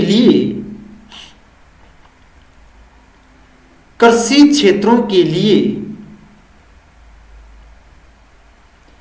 जीवन रेखा मानी जाती है।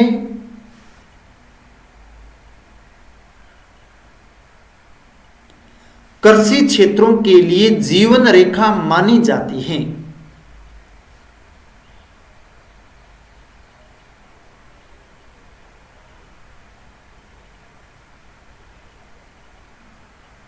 तो ये थी महाकाली नदी।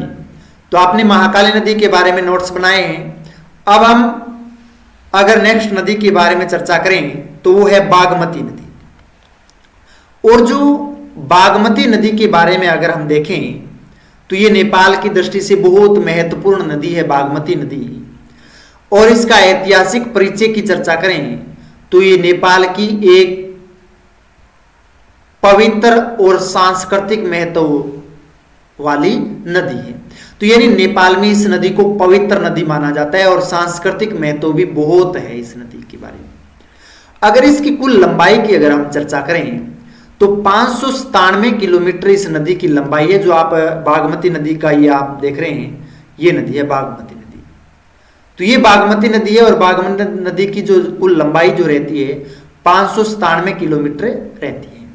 अगर इसके उद्गम स्थल की बात करें तो ये काठमांडू के उत्तर में स्थित शिवपुरी की पहाड़ी से इसकी उत्पत्ति होती है।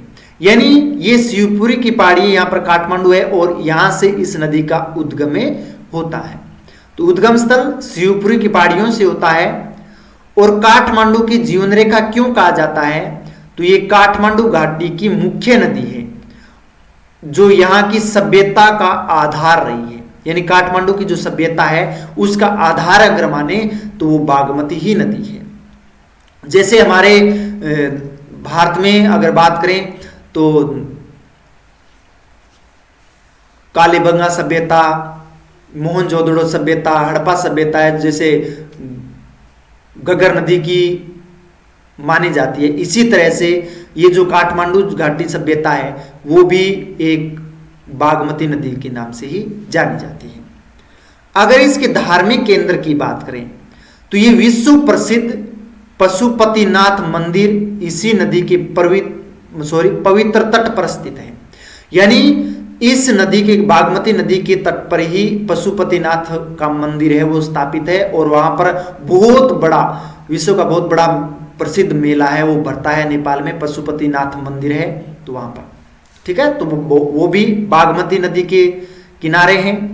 अंतिम अगर गंतव्य स्थान की बात करें तो नेपाल के बाद ये भारत में प्रवेश करती है और बिहार में प्रवेश करने के बाद में ये कोसी नदी में मिल जाती है। यानी ये भारत में प्रवेश करती है, उससे पहले ये किस में मिलती है, कोसी नदी मिलती है और इसके बाद में कोसी नदी उसमें गंगा नदी में मिल जाती है। अगर इसकी प्रमुख चुनौतियों की बात करें तो इसमें शहरीकरण के कारण वर्तमान में यह नदी भीषण जल प्रदूषण की समस्या से जूझ रही है। यानी ये जो नदी जहां से ये नदी प्रवाहित होती है वहां पर शहरीकरण है और शहरीकरण होने की वजह से वहां जो बस्तियां संघन रूप से बसी हुई है उसका जो निकलने वाला जो गंदा जल है वो इस नदी में मिल जाता है। इसलिए जल प्रदूषण यहाँ पर बहुत अधिक होता है। वहां शहरीकरण में उद्योग सबसे ज्यादा है और उद्योगों से निकलने वाला जो जहरीला धुआं है वो इस जल के साथ में मिल जाता है, इसलिए ये प्रदूषित नदी कही जाती है। तो हेडिंग डाल लीजिए बागमती नदी के बारे में।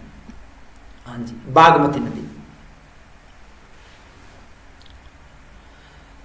बागमती नदी के बारे में नोट कर लीजिए आप। बागमती नदी नेपाल की, नोट कीजिए, बागमती नदी नेपाल की सबसे पवित्र नदियों में से एक है।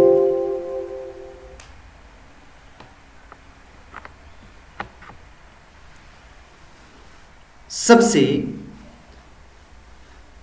पवित्र नदियों में से एक है। इसकी कुल लंबाई लगभग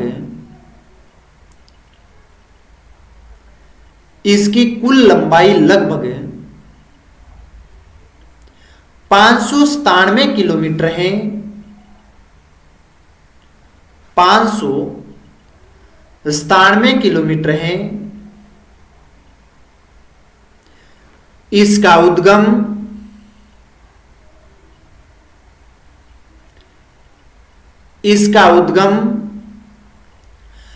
काठमांडू घाटी के, इसका उद्गम काठमांडू घाटी के उत्तर में स्थित शिवपुरी पहाड़ियों के, काठमांडू घाटी के उत्तर में स्थित शिवपुरी की पहाड़ियों के बागद्वार नामक स्थान से होता है। बागद्वार नामक स्थान से होता है।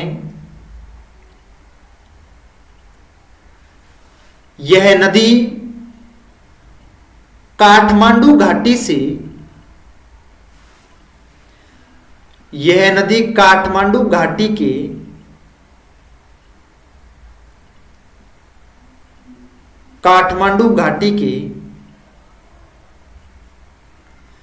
बहते हुए नेपाल की सांस्कृतिक और ऐतिहासिक सभ्यता का आधार रही है। ऐतिहासिक सभ्यता का आधार रही है।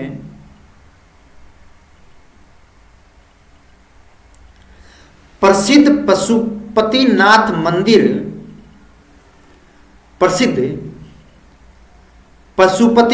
मंदिर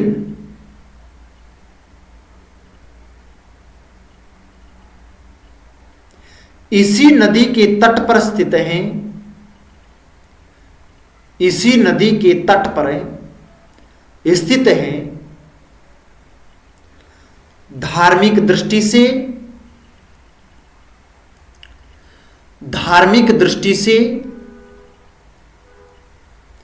यह नदी नेपाल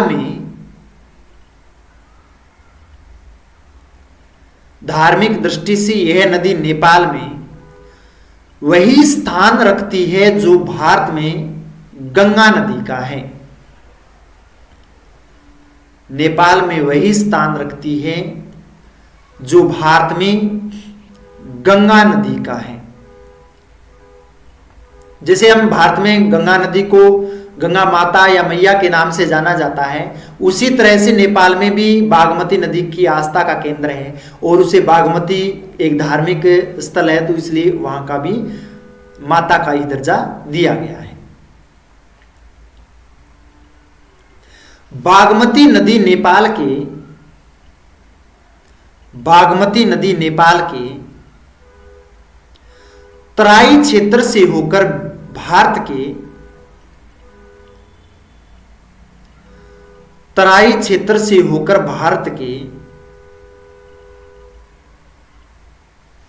भारत के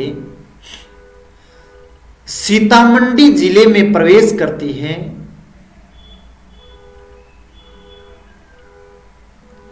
सीतामढ़ी जिले में प्रवेश करती है और आगे चलकर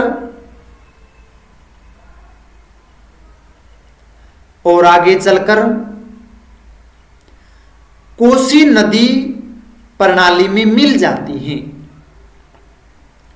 आगे चलकर कोसी नदी प्रणाली में मिल जाती है।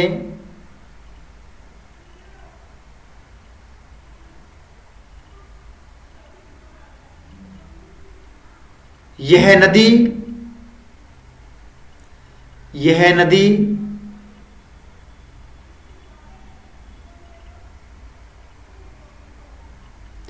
काठमांडू के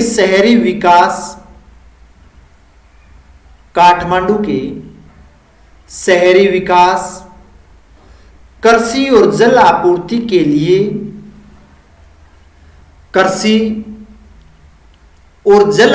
के लिए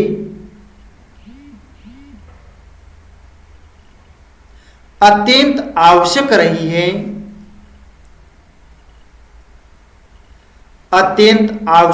है। आधुनिक समय में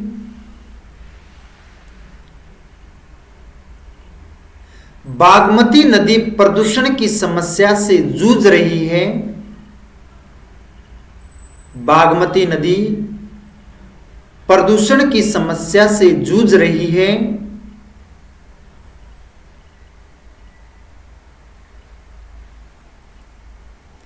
फिर भी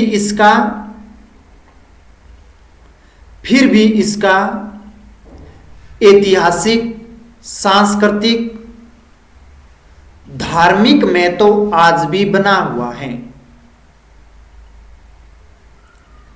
ऐतिहासिक, सांस्कृतिक और धार्मिक महत्व आज भी बना हुआ है। तो ये थी बागमती नदी के बारे में, हमने विस्तार से चर्चा की इस नदी के बारे में। अब हम जो नेक्स्ट नदी में पढ़ने वाले हैं वो मोस्ट इंपोर्टेंट नदी है नेपाल की दृष्टि से, वो है पश्चिमी राप्ती नदी के बारे में। तो अगर हम राप्ती नदी की बात करें और क्षेत्रीय महत्व की बात करें तो यह मध्य नेपाल के तराई क्षेत्र की एक अत्यंत महत्वपूर्ण नदी है। तो राप्ती नदी है मध्य नेपाल में प्रवाहित होती है और मध्य नेपाल की एक मुख्य नदी कही जाती है। प्रवाह विस्तार की अगर चर्चा करें तो इसकी जो लंबाई है वो 400 किलोमीटर है। तो राप्ती नदी की कुल लंबाई है वो 400 किलोमीटर के आसपास है। और अगर इसके उद्गम स्थल की बात करें तो ये उच्च हिमालय के बजाय महाभारत पर्वत श्रेणी से निकलती है, यानी ग्रेट हिमालय से नहीं निकलती है, परंतु ग्रेट हिमालय के जो दक्षिण में पर्वत श्रृंखला है जिसका नाम है महाभारत पर्वत श्रेणी, तो वहां से इस नदी का उद्गम होता है। और इस नदी में अगर नेपाल मार्ग की बात करें तो ये मुख्य रूप से नेपाल के बांके जिले के उपजाऊ मैदानों से होकर बहती है। तो ये बांके जिले में प्रवाहित होती है और वहां से मुख्य नदी कही जाती है। अगर इसमें भारत में प्रवेश की बात करें तो भारत में ये उत्तर प्रदेश के श्रावस्ती जिले से भारतीय सीमा में प्रवेश करती है। तो ये नदी मुख्य रूप से अगर बात चर्चा करें तो ये उत्तर प्रदेश के जो श्रावस्ती जो जिला है वहां में भारत में ये नदी प्रवेश करती है। अगर इसके संगम की बात करें तो भारत में आगे बढ़कर ये घाघरा नदी जो नेपाल में कर्णाली नदी के नाम से जाना जाता है वहां पर विलीन हो जाती है। तो ये नदी आगे जाकर के भारत में घाघरा नदी में मिल जाती है, ठीक है ना। तो घाघरा नदी में इसका संगम होता है जिसे नेपाल में कर्णाली नदी के नाम से जाना जाता है। आर्थिक आधार की बात करें तो इस नदी का जो जल है वो तराई क्षेत्र की कृषि और सिंचाई के लिए रीढ़ की हड्डी कही के समान मानी जाती है। तो ये तराई क्षेत्र में प्रवाहित होती है और तराई क्षेत्र जो उपजाऊ मैदानी भाग है और उस उपजाऊ मैदान में जल के लिए ये उत्तम है, वहां की सिंचाई उपलब्ध करवाती है। तो उस कृषि के लिए मुख्य नदी कही जाती है। प्राकृतिक चुनौतियां क्या क्या है तो मानसून के दौरान उसका जल स्तर है वो तेजी से बढ़ जाता है, क्योंकि ये निम्न क्षेत्र में है और निम्न क्षेत्र में प्रवाहित होती है तो उसका उच्च क्षेत्रों से जल है उसमें इकट्ठा हो जाता है और ये मानसून क्षेत्र में ये बाढ़ भी आ जाता है। तो इस समय इसमें भीषण बाढ़ की समस्या भी उत्पन्न होती है। तो इस नदी में बहुत गहर तरीके से यानी बढ़िया तरीके से या उच्च क्षमता से बाढ़ भी आने लगती है नेपाल में। तो हेडिंग डाल लीजिए राप्ती नदी के बारे में, लास्ट हमारी नदी रहेगी राप्ती नदी के बारे में। तो नोट कीजिए राप्ती नदी के बारे में।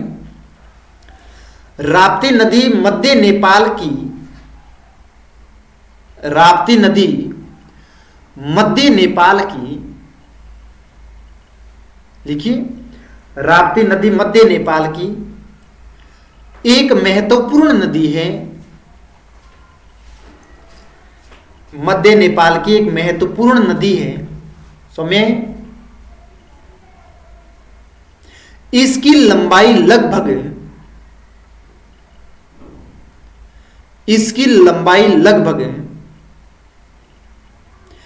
400 किलोमीटर है।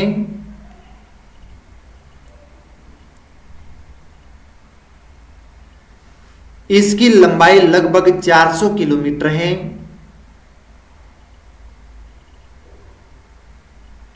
इसका उद्गम महाभारत पर्वत श्रेणी से होता है। इसका उद्गम महाभारत पर्वत श्रेणी से होता है।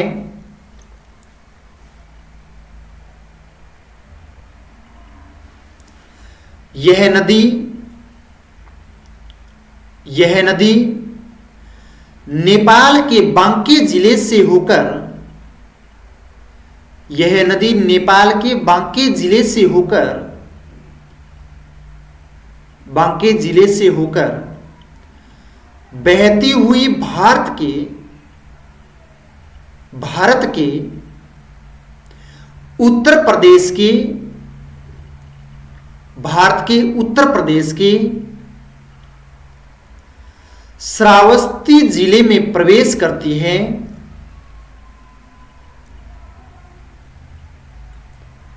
श्रावस्ती जिले में प्रवेश करती है।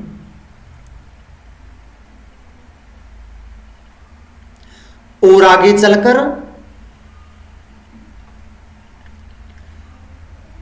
चलकर घाघरा नदी में मिल जाती है। आगे चलकर घाघरा नदी में मिल जाती है। राप्ती नदी तराई क्षेत्र के लिए, राप्ती नदी तराई क्षेत्र के लिए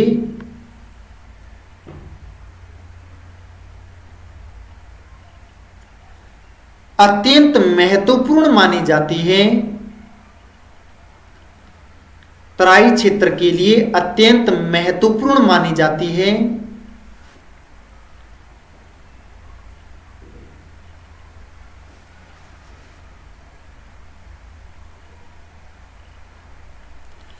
यह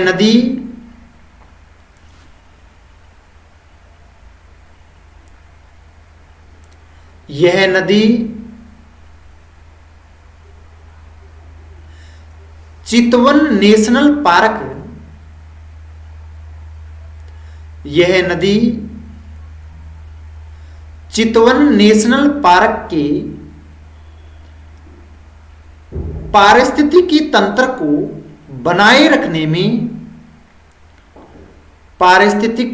को बनाए रखने में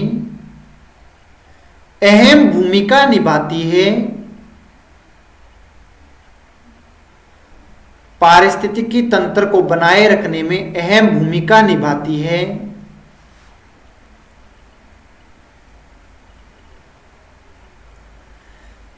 इसके जल से कृषि भूमि को, इसके जल से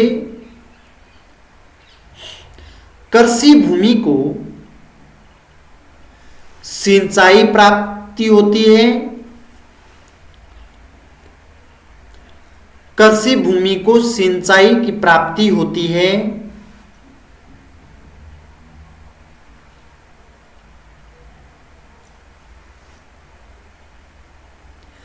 मानसून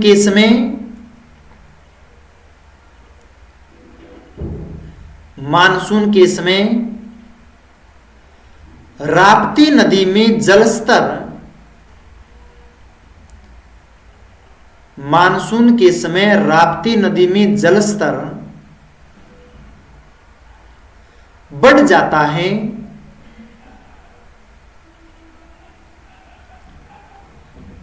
राप्ती नदी में जलस्तर बढ़ जाता है, जिससे गोरखपुर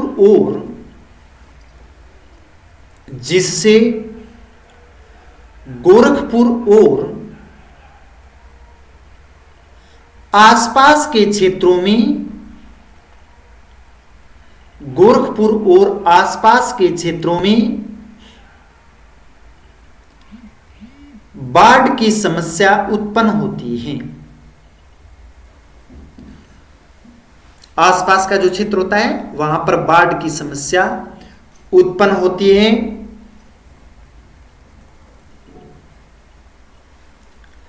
राप्ती नदी नेपाल और भारत दोनों के लिए, राप्ती नदी नेपाल और भारत दोनों के लिए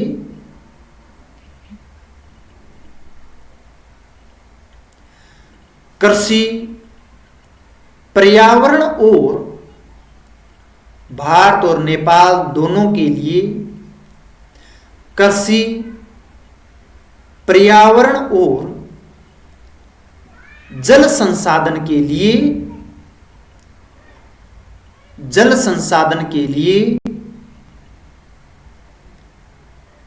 महत्वपूर्ण मानी जाती है,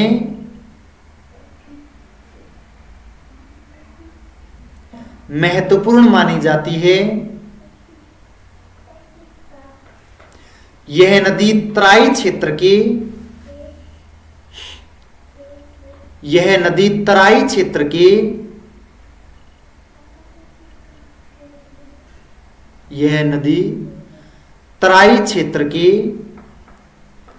आर्थिक जीवन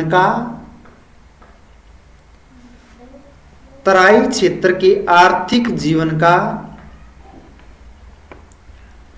एक मजबूत आधार माना जाता है,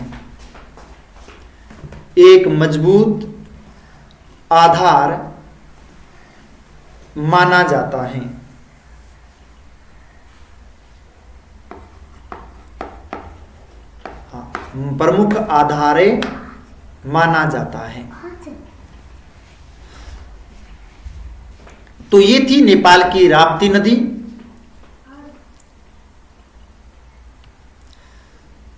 तो सभी विद्यार्थियों को इस क्लास में अटेंड होने के लिए, ज्वाइन करने के लिए सभी को पुनः धन्यवाद।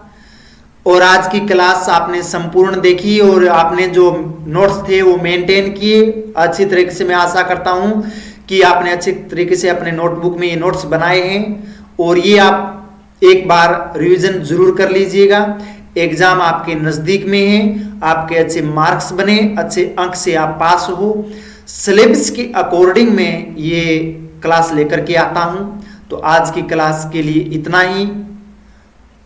अब मैं आशा करता हूं कि आपने अभी तक क्लास को लाइक नहीं किया है, कमेंट नहीं किया है, सब्सक्राइब नहीं किया है तो कर दीजिएगा, शेयर कर दीजिएगा।